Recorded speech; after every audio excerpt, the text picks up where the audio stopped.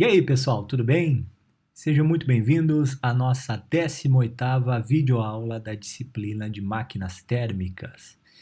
E hoje nós vamos falar a respeito dos ciclos Otto e Diesel, que nós vimos aí o seu fundamento na aula passada. Para quem não assistiu essa aula, vou deixar disponível aqui no card. Vamos então detalhar o que seria o ciclo Otto e o ciclo Diesel? Dando início então à nossa aula de número 18, ciclos Otto e Diesel. O que são os ciclos Otto e Diesel? Eles são ciclos ideais, compostos aí por processos internamente reversíveis. Por que processos internamente reversíveis? Porque a gente vai ver que a transferência de calor, tanto ela para adição de calor ou para rejeição, elas ocorrem com diferença de temperaturas finitas. Ou seja, em outras palavras, ocorre durante a transferência de calor o aumento ou diminuição de temperatura. Contrário do que a gente viu lá na máquina de Carnot, que ela era composta por um ciclo totalmente reversível, aonde as transferências de calor ocorriam de forma isotérmica, sem variação de temperatura. Isso significa o quê? Significa que tanto o ciclo Otto quanto o ciclo Diesel, eles vão ter, no final das contas, uma eficiência térmica ou igual, que é muito difícil de acontecer, ou inferior à nossa máquina padrão de Carnot, porque ela possui processos, irreversíveis na parte externa do sistema. A gente está idealizando a parte interna, a gente está tornando esses dois ciclos internamente reversíveis. Porém, na região externa, ela ocorre irreversibilidades dada por essa diferença de temperatura finita.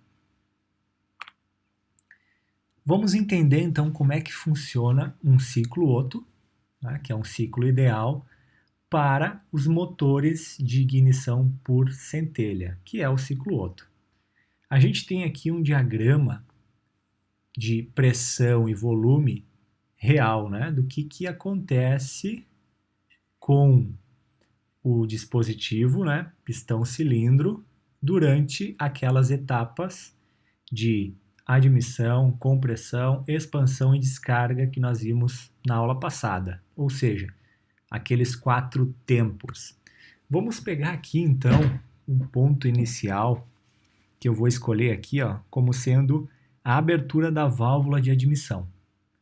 Então nós vimos na aula passada, vou começar aqui por essa figura, que a gente tem aqui um dispositivo, cilindro, pistão.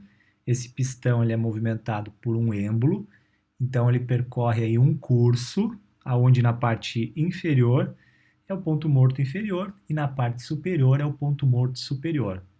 Durante a admissão, eu tenho a válvula de admissão aberta para a entrada de ar.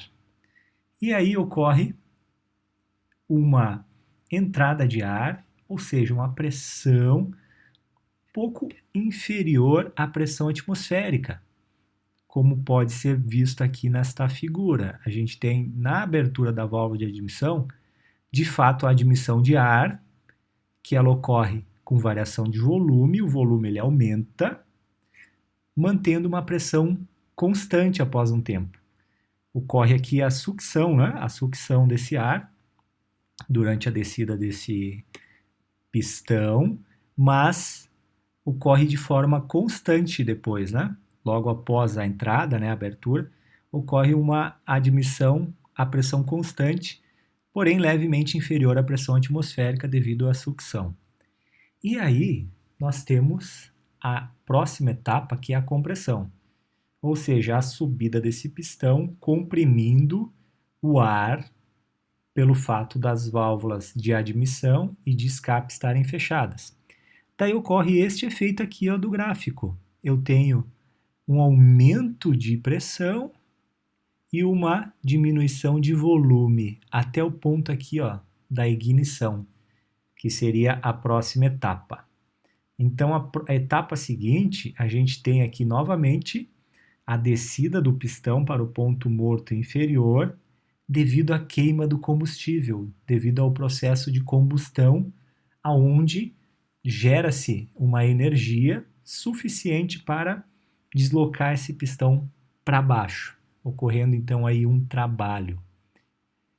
E aqui a gente tem a ignição e o fim da combustão, tá? De certo modo, ocorrendo aí ligeiramente a volume constante, até numa situação real, né? Uma pequena variação aqui de volume e um aumento significativo da pressão.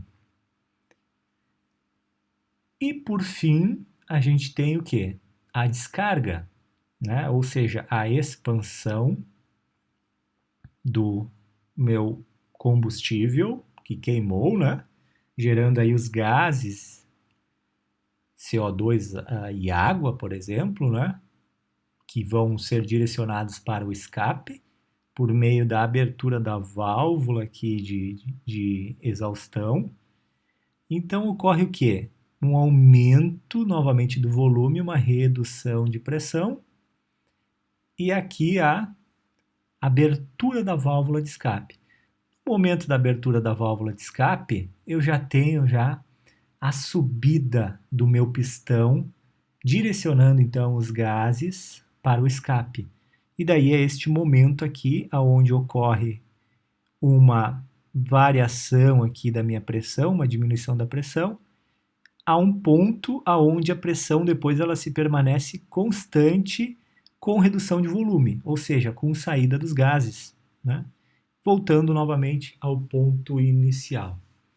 Bom, na termodinâmica, uma forma de a gente conseguir obter os cálculos, a gente idealiza o processo. Idealizando esta situação, a gente desconsidera que seja um volume de controle, né? Inicialmente, a gente vai desconsiderar que existe um volume de controle. Como assim volume de controle? A gente tem entrada de ar, combustível e saída dos gases de exaustão. Significa que o meu sistema é aberto, é um volume de controle.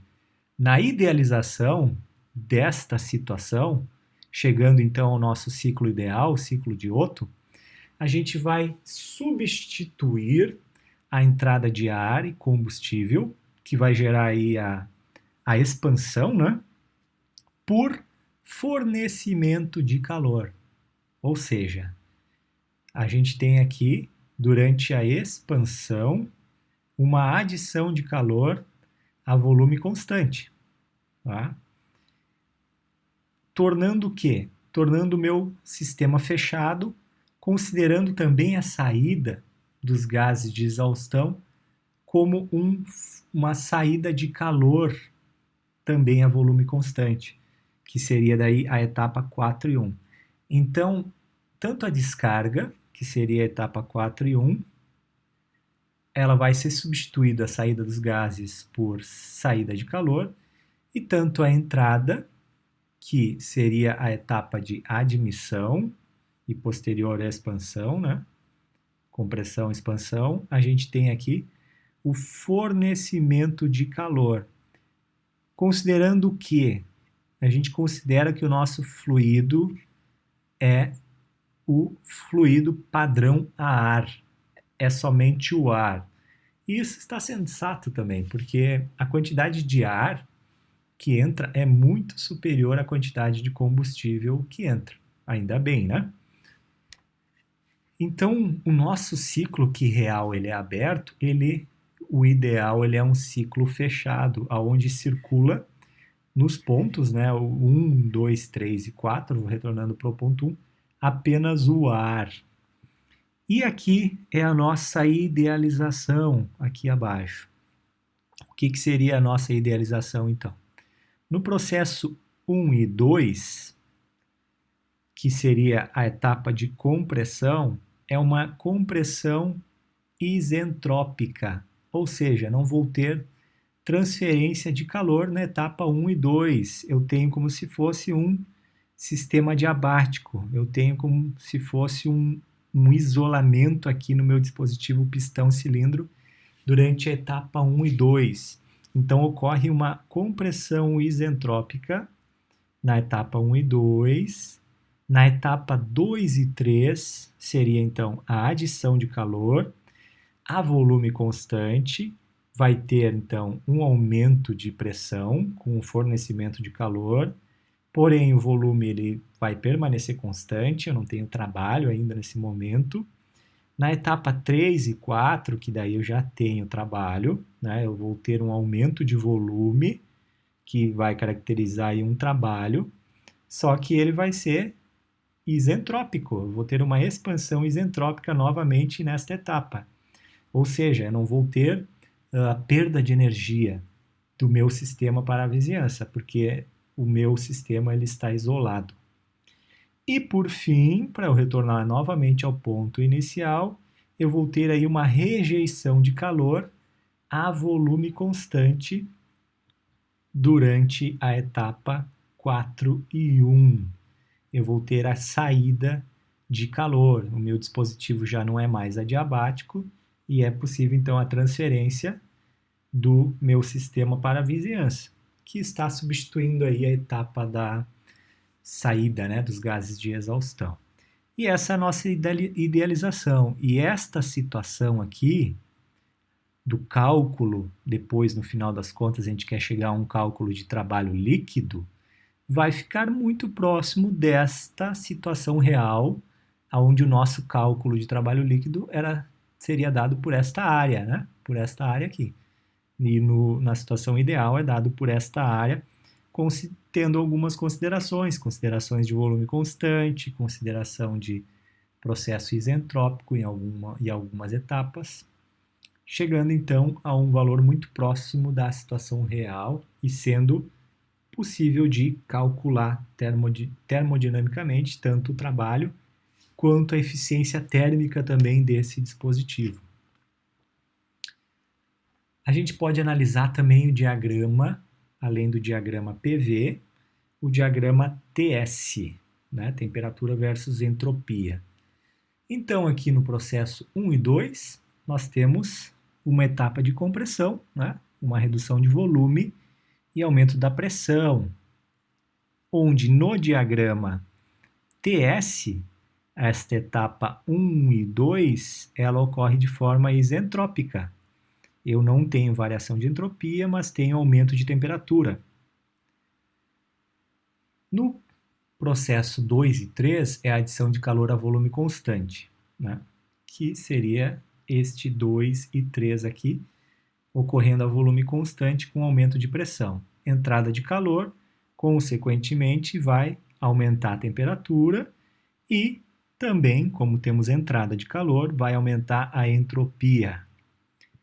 3 e 4 é a expansão isentrópica. 3 e 4, nós temos aí um aumento de volume e uma redução de pressão.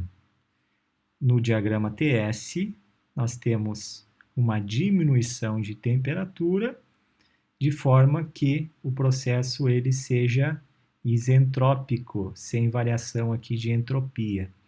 E por fim, para fechar o ciclo fechado, a gente tem aqui a rejeição de calor a volume constante no ponto 4 e 1. No ponto 4 e 1, nós temos aqui, novamente, diminuição de pressão a volume constante. No diagrama TS, uma redução de entropia, uma redução de temperatura, também por conta da diminuição aí da entropia. E aí fechamos o ciclo. Como é que a gente pode calcular a eficiência térmica desse ciclo Otto? Bom, utilizando o que a gente já tem, né, de ferramenta, aonde a gente sabe que a eficiência térmica ela é dada por um trabalho líquido sobre o calor que entra. E nós sabemos por balanço, né, da primeira lei da termodinâmica, que o trabalho líquido é a relação entre o calor que entra menos o calor que sai. Que, no final das contas, então, nossa eficiência térmica ela pode ser dada por 1 menos a razão entre o calor que sai sobre o calor que entra. Se a gente fizer o balanço aí da primeira lei para aquele ciclo fechado Otto, desprezando as variações de energia cinética e potencial, a gente tem a expressão geral do balanço de energia dada por calor que entra menos calor que sai, mais trabalho que entra menos trabalho que sai. Tá? Ou seja, a gente tem aqui trabalho entrando, quando a gente tem variação de volume, trabalho positivo aqui no 3 e 4, e trabalho negativo aqui no 1 e 2, porque está ocorrendo uma compressão. E nós temos, analisando aqui este outro gráfico, entrada de calor no ponto 2 e 3 e saída de calor no ponto 4 e 1. Analisando este gráfico geral, né, os trabalhos aqui, calor e os trabalhos, dado aqui por um trabalho de expansão e aqui dado por um trabalho de compressão. E tudo isso tem que ser igual ao quê? Igual à variação da energia interna, como é dado aqui pela expressão geral. Agora vamos analisar como é que a gente poderia determinar a quantidade de calor que entra e calor que sai. A gente faz um balanço do processo no ponto de entrada de calor. Entrada de calor, a gente tem aqui no ponto 2 e 3. Entrada de calor é uma relação entre a energia interna do ponto 3 menos do ponto 2. Como a gente pode ver aqui, a quantidade de calor que entra é uma relação entre a energia interna do ponto 3 menos a energia interna do ponto 2. Sabendo que a gente pode substituir energia interna por CV, calor específico a volume constante, ΔT, a gente pode estar calculando o calor tendo as informações de temperatura ao invés de energia interna. E o balanço da quantidade de calor que sai, daí seria deste ponto aqui, de saída, que vai ser também uma relação entre as energias internas do ponto 4 e 1. Calor que sai é igual à diferença da energia interna do ponto 4 e do ponto 1, que é igual a CV T4 menos T1. Então agora a gente vai começar a tornar esta expressão de eficiência térmica um pouco mais amigável. Vamos substituir esse calor por CV ΔT. Uma vez que a gente tem CV tanto no numerador quanto no denominador, a gente fica só com as informações de temperatura. E aí, para a gente tentar encontrar uma expressão mais simples, a gente coloca em evidência aqui no numerador a temperatura 1, ficando então com uma relação entre T4 sobre T1 menos 1, e aqui no denominador a gente coloca em evidência a temperatura 2. Aí depois a gente vai ver por que a gente quer ficar com esta relação aqui T1 sobre T2. E isto é igual a T3 sobre T2 menos 1, uma vez que a gente colocou T2 em evidência. A gente sabe que os processos 1 e 2 e 3 e 4 são isentrópicos. Significa que a gente pode utilizar aquelas relações isentrópicas que a gente viu aí nas aulas anteriores. Então, nós podemos substituir T1 sobre T2 por V2 sobre V1, K na menos 1. Né? Vamos voltar aqui ao gráfico de diagrama TS.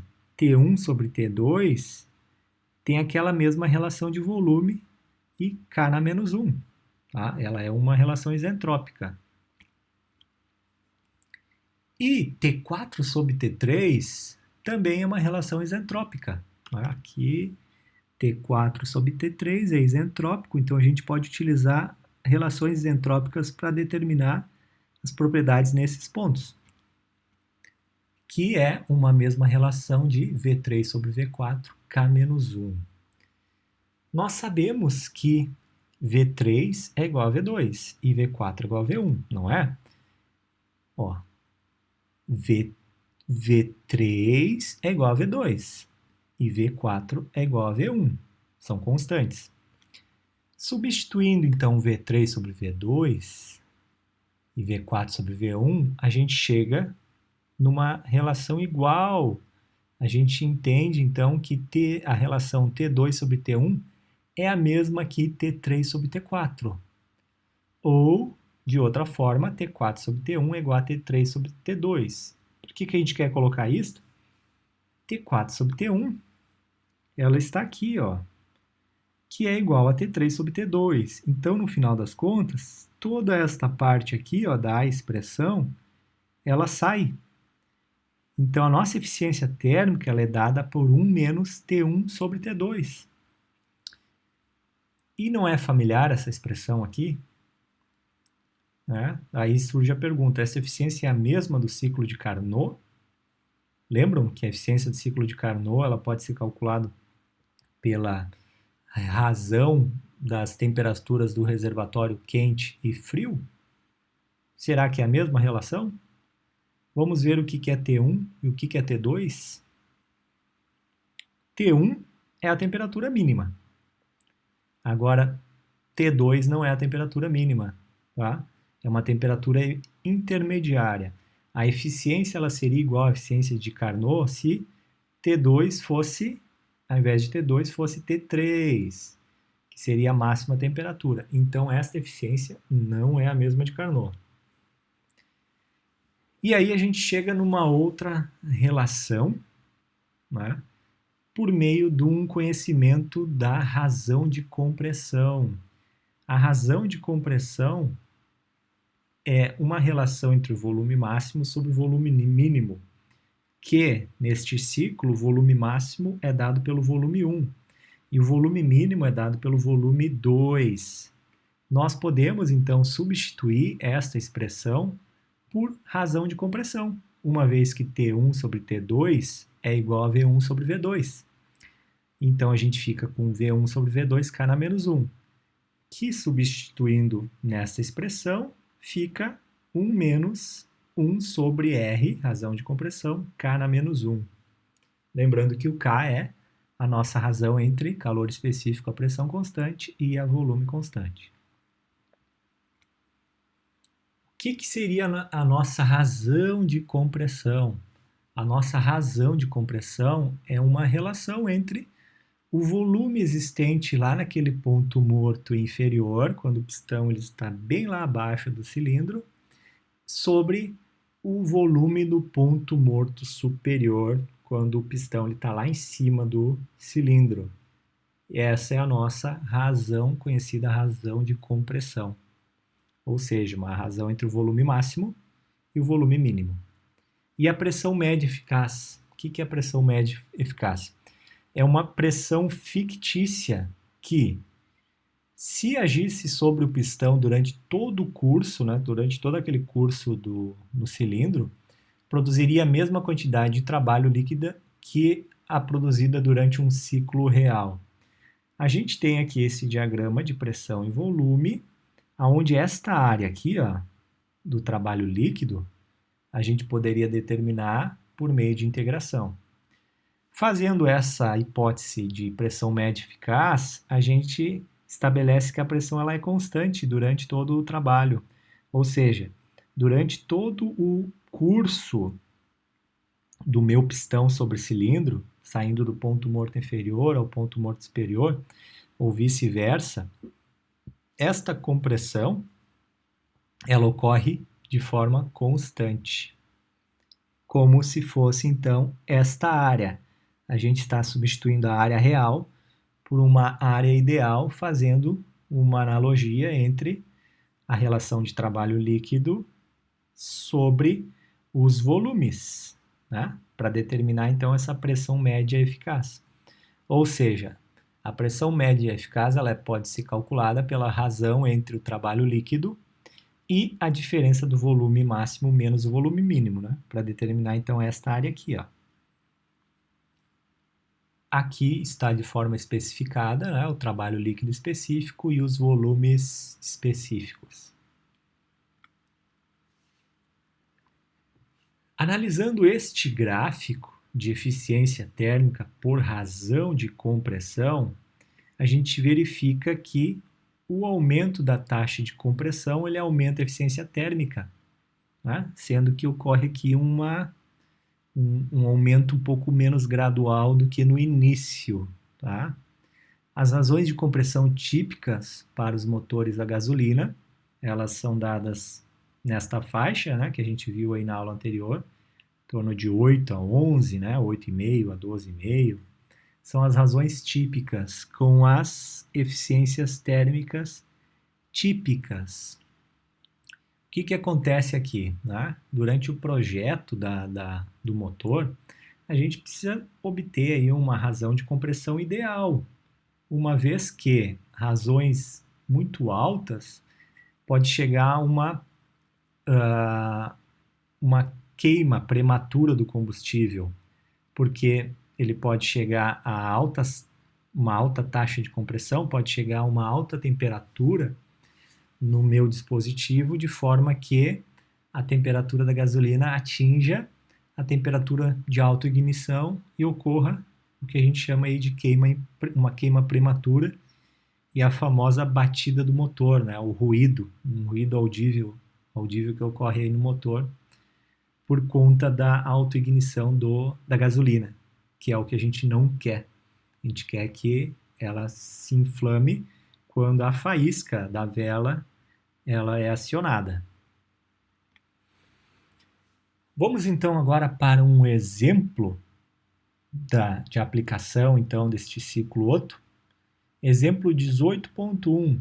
Lembrando que vocês podem pausar esse vídeo e tentar resolver este problema. Um ciclo Otto tendo uma razão de compressão de 9 para 1, então aquele R é de 9 para 1, a relação entre o volume máximo e o volume mínimo, utiliza ar como fluido de trabalho. Inicialmente, a pressão 1 é igual a 95 kPa, a temperatura 1, 17 graus Celsius, e o volume 1 é igual a 3,8 litros. O que é este volume 1? É o volume total de todos os cilindros. Tá? Aqui ele não disse no problema quantos cilindros tem. É muito provável que tenha aí 4 cilindros, tá? E cada um dos cilindros tenha aproximadamente 1 litro, tá? Um pouco menos, porque deu um total aí, ó, de 3,8 litros. Então, ele é o total da diferença lá entre o ponto morto superior e inferior de volume em todos os cilindros. Durante o processo de adição de calor, 7,5 kJ de calor são adicionados. Tá? Então, aquela queima do combustível está substituindo aí por uma adição de calor de 7,5 kJ. E o problema pede para determinar todas as temperaturas, todas as pressões, o rendimento térmico, que ele pode ser calculado pela razão entre o trabalho líquido sobre o calor que entra, ou por aquela expressão que a gente determinou, né? 1 menos 1 sobre R, K na menos 1. O trabalho líquido específico, eu quero saber aquele W minúsculo, né? O específico. E a pressão média eficaz que a gente acabou de ver. Vamos sempre analisar inicialmente o gráfico para a gente ter ideia. E vamos fazer algumas considerações. A gente vai assumir aí o fluido como sendo padrão a ar frio, tá? Uma vez que a gente vai utilizar um calor específico com dados a 300 Kelvin, lá da tabela de termodinâmica, né? Então, a gente tem o que aqui? A gente tem informação de calor que entra, 7,5 kJ, o meu volume 1 de 3,8 litros, temperatura inicial de 17, a razão de compressão, né, de 9 para 1. A gente precisa saber temperatura no ponto 2, 3, 4, pressão no ponto 2, 3 e 4. A gente tem a pressão no ponto 1. Depois, o trabalho líquido, rendimento térmico e a pressão média eficaz. Bom, aqui no diagrama TS, a gente tem dois processos isentrópicos, 1 e 2 e 3 e 4. Aqui, a gente pode utilizar relações isentrópicas para determinar o que, por exemplo? Para determinar, por exemplo, a temperatura 2 e a pressão 2. Tá? Então, vamos ver como é que foi feito. Aqui, então, foi feita a determinação da temperatura 2 por meio de uma relação isentrópica. Uma vez que a gente tinha aqui ó, a razão de compressão, de 9 para 1, e a temperatura 1, o K também, que foi dado tabelado. Com isso, a gente determina, então, a temperatura 2, 698,9 Kelvin. Pressão 2 é muito provável que tenha sido resolvido também por uma relação isentrópica. E é justamente isso que foi feito. A pressão 2 foi determinada pela razão isentrópica, uma vez que nós tínhamos a razão de compressão e a pressão 1. E a pressão determinada foi de 2.059 kPa. Dando sequência, a gente quer saber os pontos 3 e 4.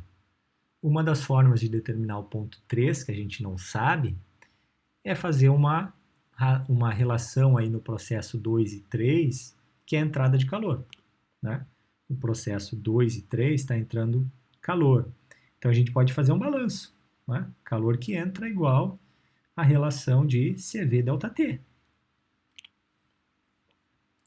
Calor é igual a CV ΔT. A gente tem uma quantidade volumétrica, né, de 3,8 litros. Então, a gente sabe uma massa.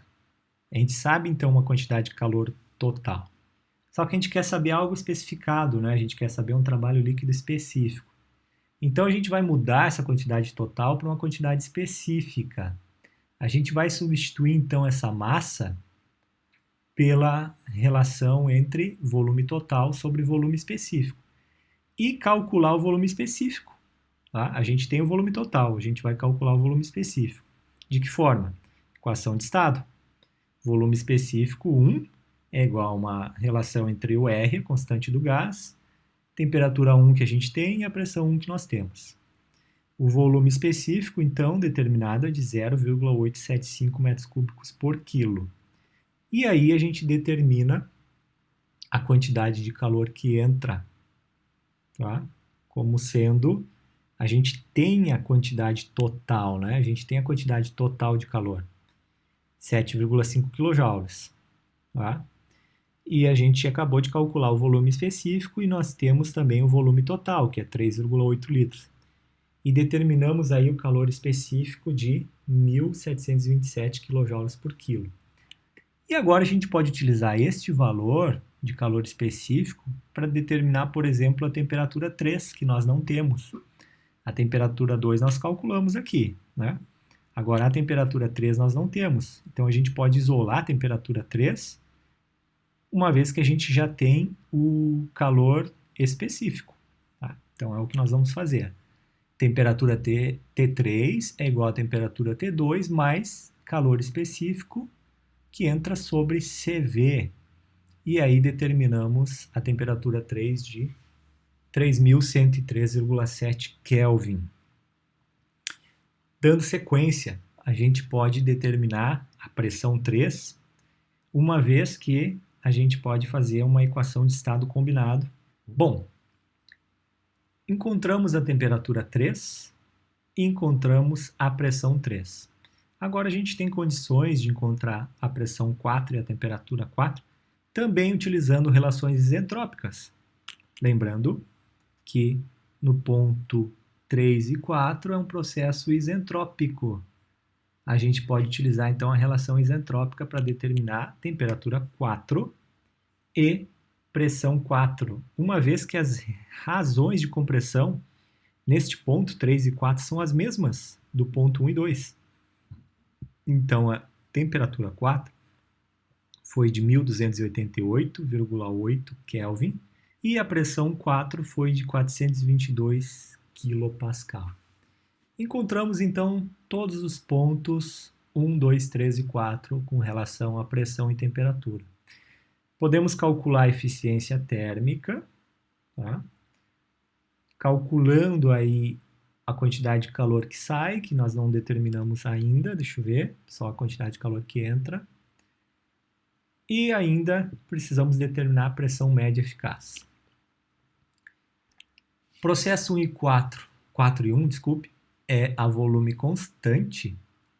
Fazendo balanço, então, nestes pontos, a quantidade de calor que sai é MCV T4 menos T1.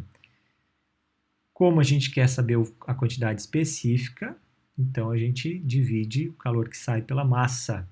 CV é tabelado, temperatura 4 nós determinamos e a temperatura inicial é a temperatura dada no problema.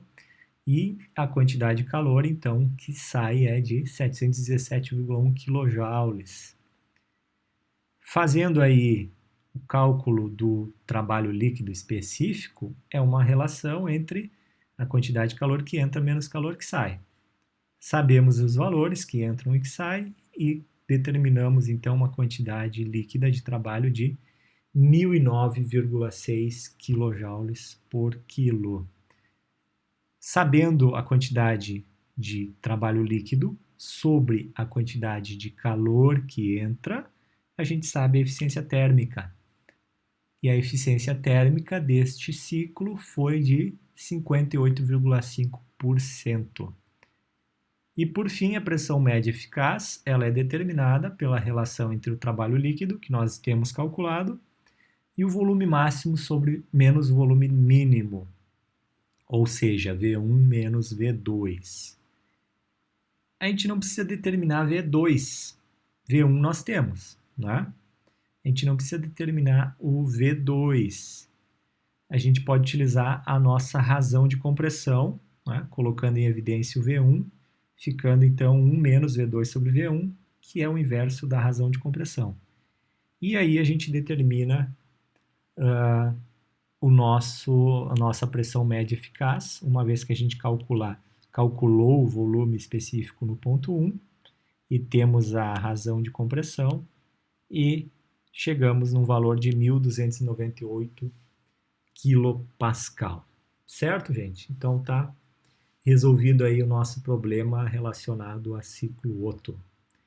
Vamos dar sequência, então?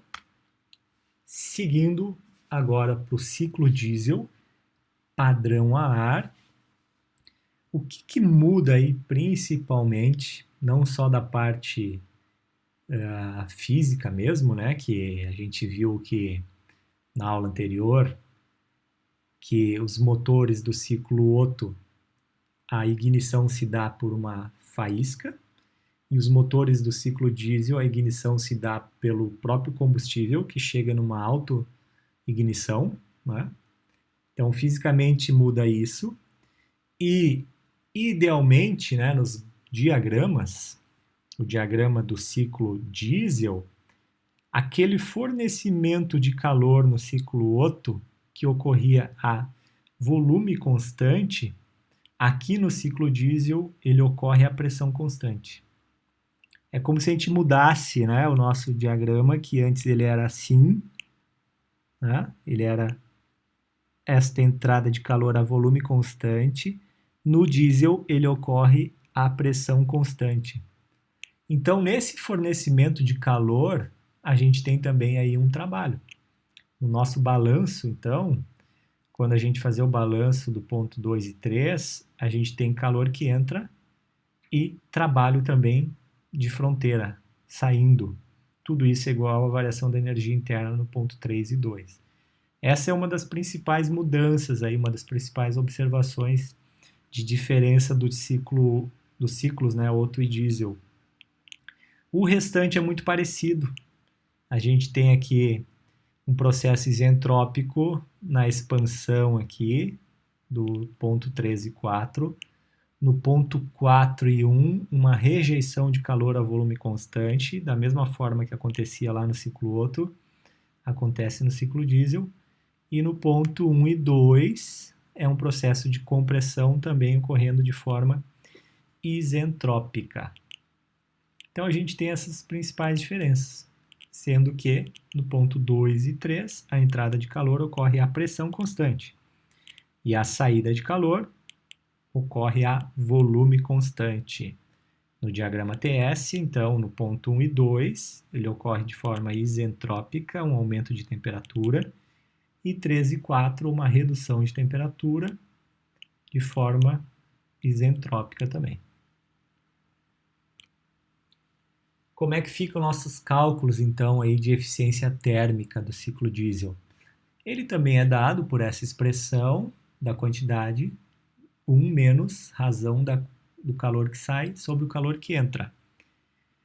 O nosso balanço da quantidade de calor que entra é a quantidade de calor que entra menos o trabalho de fronteira, de saída, né?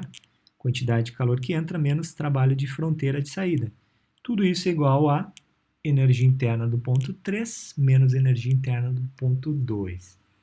Isolando aqui a quantidade de calor que entra e substituindo o trabalho de fronteira por PV, né, que é aquele trabalho de escoamento, a pressão é do ponto 2 e o volume, dV, né, é do volume do ponto 3 menos do volume do ponto 2, mais a energia interna. Isto aqui para nós é familiar. A relação de PV mais U nada mais é do que a nossa entalpia. Então, a gente consegue calcular a quantidade de calor que entra pela diferença de entalpia do ponto 3 e do ponto 2. Ou, como sabemos, né, como a gente vai tornar aí uma idealização, né, do calor específico, como sendo constante, a entalpia ela pode ser substituída por Cp T3 menos T2. Lá do balanço da quantidade de calor que sai, aqui, né, da quantidade de calor que sai, olhando este gráfico, é melhor visualizado aqui, né, que ocorre a volume constante, calor que sai é igual à relação entre energia interna do ponto 4 e 1. Né? Substituindo aqui os sinais, calor que sai, CV, T4 menos T1. E novamente a gente faz o mesmo procedimento adotado lá para o cálculo do ciclo Otto. Vamos substituir a quantidade de calor que sai e calor que entra por essas expressões. E nós temos então, aqui no numerador, calor que sai, CV, T4 menos T1. E embaixo, calor que entra, CP, T3 menos T2. Lembrando que CP sobre CV é K. Então, já foi substituído CP, CV por K. T4 menos T1 foi colocado T1 em evidência. T3 sobre T2 foi colocado T2 em evidência. Certamente para a gente trabalhar novamente com esta relação aqui, né, de T1 sobre T2. E também estas outras, né, T4 sobre T1 e T3 sobre T2. Aqui a gente vai definir uma nova grandeza, uma grandeza conhecida como razão de corte, ou RC. É diferente da razão de compressão. Tá? Então tem o Czinho ali, ó, no subscrito, para diferenciar da razão de compressão. A razão de corte, ela é a razão entre os volumes do cilindro após e antes do processo de combustão. Olhando o gráfico, né? Após e antes do processo de combustão. Isto aqui é a nossa razão de corte, né? O volume do ponto 3, volume do ponto 2. Tá? Que depois a gente vai substituir aqui nesta expressão. Tá? Como que a gente substitui? Primeiro a gente precisa definir o que é T3 sobre T2.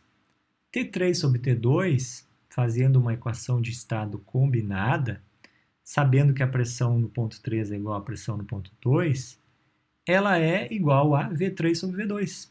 Né? Fazendo aqui a equação de estado combinado, ela surge então como sendo igual a V3 sobre V2, que nada mais é do que a nossa razão de corte que nós acabamos de definir. Tá? Então, onde tiver aqui, ó, T3 sobre T2 é nossa razão de corte. T4 sobre T1. O que é T4 sobre T1?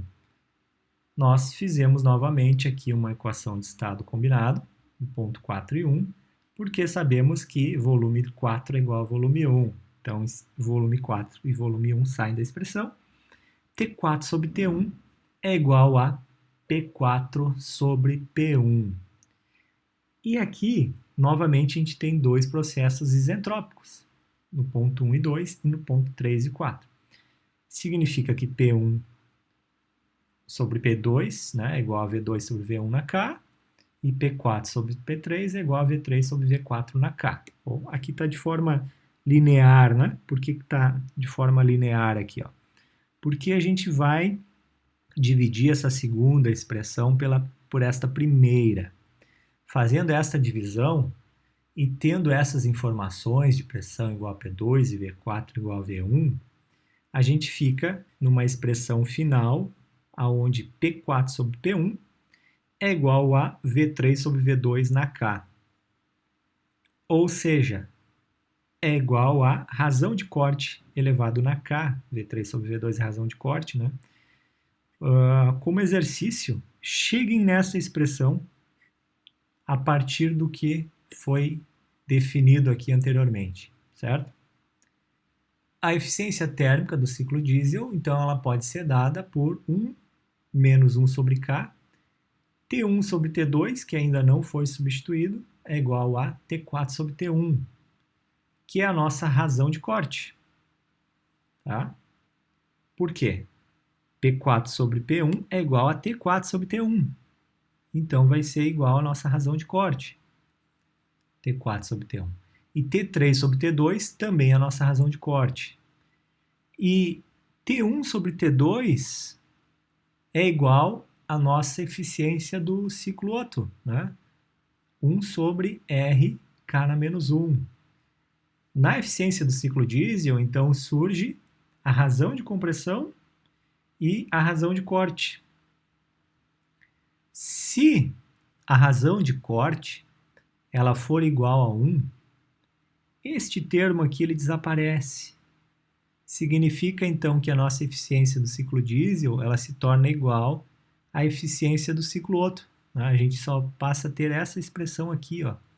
Como a gente pode analisar no gráfico, ó, razão de corte igual a 1 é a mesma ideia da eficiência térmica do ciclo Otto. O que a gente pode interpretar aqui neste gráfico também?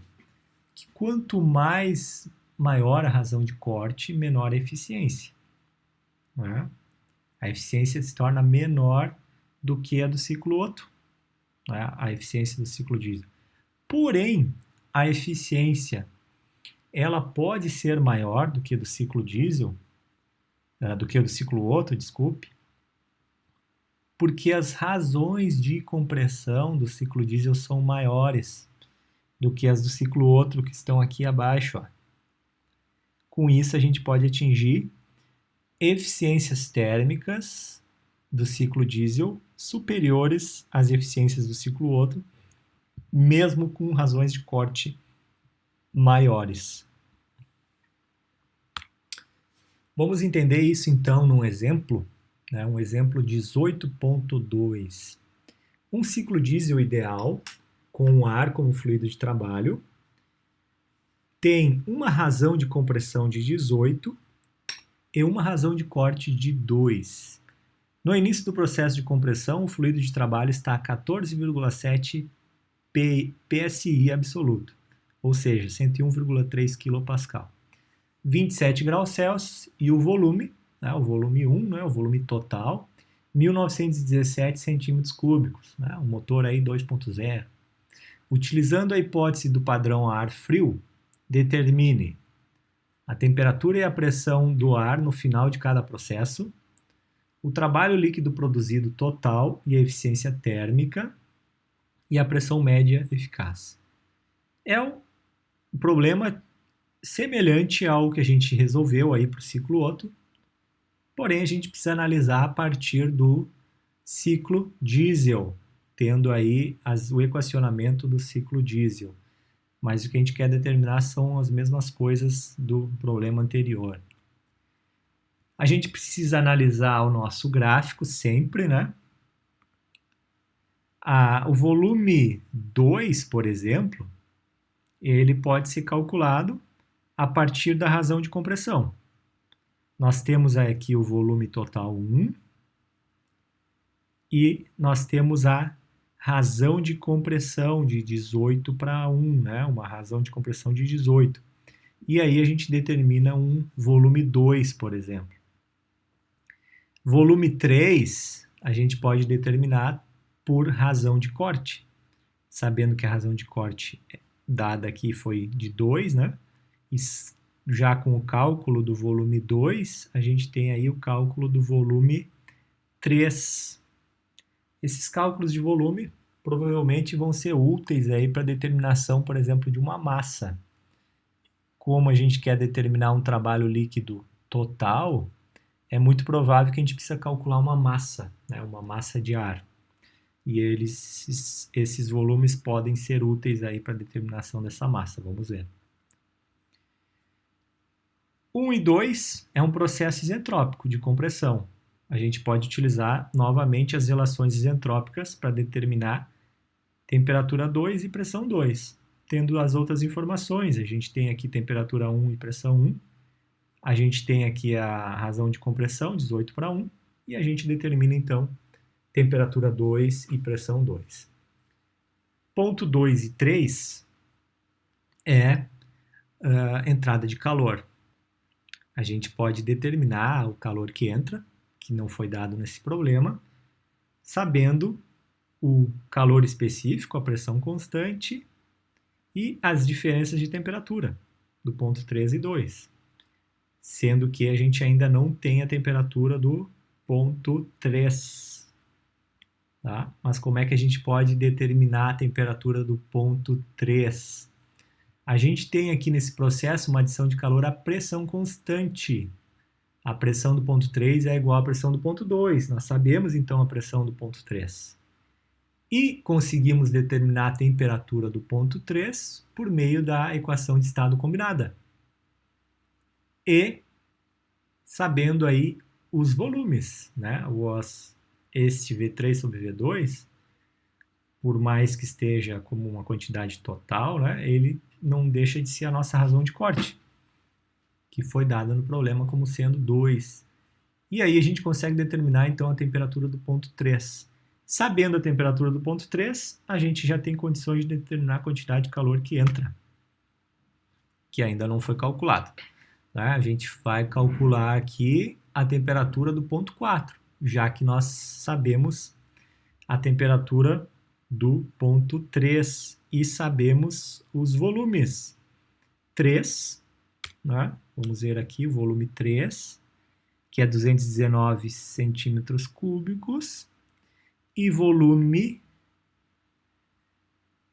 3, volume 4, que é igual ao volume 1, que é de 1917 centímetros cúbicos. E aí a gente determina a temperatura do ponto 4 e também por relação isentrópica a gente determina a pressão do ponto 4. Com isso a gente consegue obter então todas as temperaturas, T1, T2, T3, T4 e todas as pressões, P1, P2, P3, P4. Agora para o nosso cálculo de trabalho líquido total, né, e também para o cálculo de eficiência térmica, a gente precisa determinar as quantidades de calor que entram e que saem. Sabendo que é uma quantidade total, então a gente precisa determinar uma massa. A massa a gente consegue determinar por equação de estado, P1, V1, RT1. Temos pressão 1, volume 1, temperatura 1 e determinamos uma massa, uma quantidade mássica de ar. Sabendo a quantidade mássica de ar, a gente calcula a quantidade total, então, de calor que entra por mCp ΔT. Temos todas essas informações. A nossa hipótese é de padrão de ar frio, né? O Cp, então, ele é a 300 Kelvin. Chegamos numa quantidade total de calor de 2,16 kJ.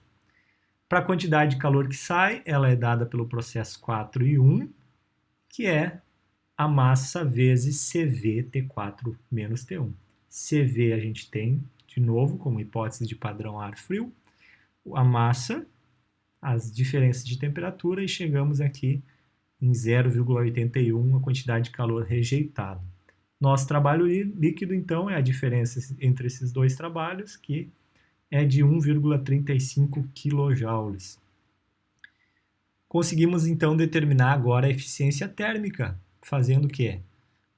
A razão entre o trabalho líquido sobre o calor que entra, aonde a eficiência é dada por 62,5%. E por fim, a gente determina a pressão média eficaz pela razão entre o trabalho líquido e volume máximo e volume mínimo.